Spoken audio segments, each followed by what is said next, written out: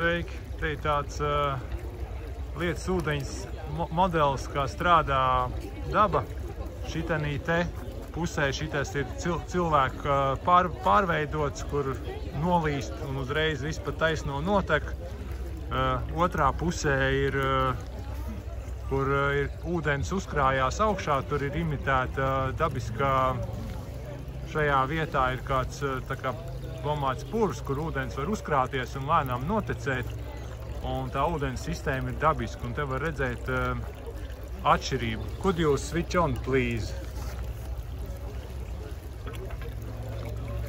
Un tagad tiek abās sistēmās tiek palaists ūdens.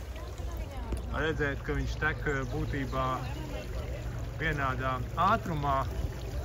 Un tad tā sistēma, kas ir cilvēka pārveidot, tur ūdens pat taisno uzreiz aiztek ārā. Could you please switch off this?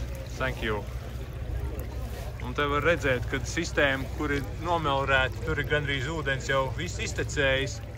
Un sistēma, kurā ir veikta ūdens uzkrāšanās, tur viņš vēl joprojām lēnām tek. Un tad līdz ar to tiek visur ūdens sistēmas lejtecē, tiek novērsti plūdu draudi, tur nav plūdi. Ūdens ir dabā, lēnā apritē. Šeit viņš ir ātri notekējis, un ja apakšā ir kāda lauksaimniecības un pārējās zemes, tad viņas vienkārši samērā ātri un strauji aplūst. Un būtībā te ir tāds, uzskatāms piemērs, kad šitās melorācijas sistēmas kaut kādā veidā ir jāpagriež apakaļ, jo kad notiek lielas lietas gāzes, tad viens no aplūšanas iemesliem ir nodrenēts upu augštecis, kur ir nodrošināts, ka tas ūdens ļoti ātri notek, un tad arī rodās plūdi.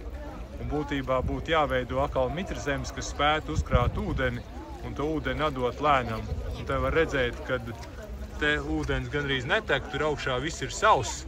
Un šeit viņš joprojām lēnām tek, viņš ir uzkrājies, un tur arī var augt veģetācija, kas tam ir piemērota un kas ar nedaudz uztvaicē. Tas būtībā parāda to melorācijas sistēmu būtību un jēgu, un kurā brīdī tomēr ir jādomā viņu pagriezt nedaudz apakaļ un dabiskot, jo daba tomēr ir labāk zina. Paldies, ka skatieties, tā.